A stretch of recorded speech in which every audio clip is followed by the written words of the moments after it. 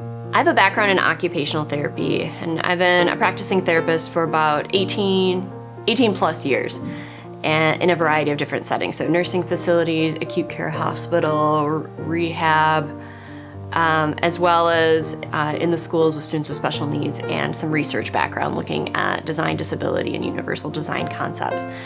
And I have a passion for places and spaces and helping people do the things that they want to do. And I remember one time when I was in the hospital and I was helping a person to get ready after they had been hospitalized for an injury in a fall. And one of the things that I would do when I would come into the room is I would introduce myself and explain what is occupational therapy. And a lot of times, some of the people who were a little bit older, they'd be like, "Oh, well, I'm retired. I don't have an occupation." And I'm like, "No, but really, I look at the job of living." So, and it's kind of funny how further along, like, it really is about that. It really is about living. So the name stems from your daily occupations, or the things that occupy your time, or the things that you do every day, as well as with incorporating like meaningful activities. You know, the things that we do every day lead to habits and routines, and what we do every day impacts us in our lives. And I noticed throughout the different settings that I was working in that our environment has a huge impact on us. And throughout some of the circumstances in my own life, like when I became a mom and when some of like family members became ill and we had loss, and my own like health journey, I really found, and then throw in the pandemic and the world and the dividedness, I found that I really focused on home, because I felt I needed home to be a supportive place.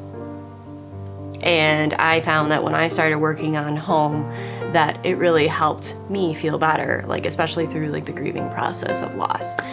And I started to notice that when I started to work on the things on my home, like say it's looking at decluttering or letting go of some of the things, I noticed that it started to help me feel a little more relaxed in my spaces. And I felt like I could recharge. And I found that when I was more regulated, that I tended to be more present. And I noticed that that was a common thing with others as well who I'd spoken to and worked with. And I just think that that there's something here. When you focus on home, it can have this ripple effect into the community. So if you can help, let's say, we'll use the example of mom, or a caregiver.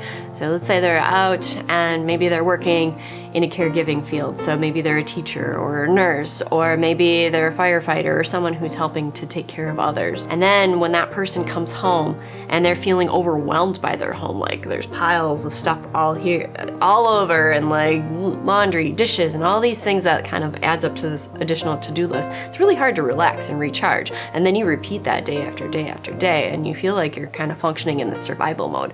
It's just not sustainable. And I was thinking, gosh, if we can help someone in their home, help to make home more functional and supportive, because to me, I feel home is an extension of ourselves. Home, and there's like the symbiotic relationship, or this relationship, like how we are feeling on the inside is reflected in our home environment, and our home impacts how we're feeling on the inside. So if we can help create more of a functional, supportive place, and also do the work from within, it creates like this harmonious space. And if we're feeling more regulated, we tend to be more present with our loved ones.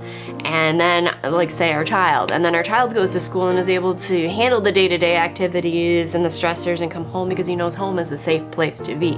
And then if we're feeling more supported, the caregiver's feeling more supported, they have more energy and are better able to help care for those in the community and care for our loved ones. And it has this ripple effect into our community.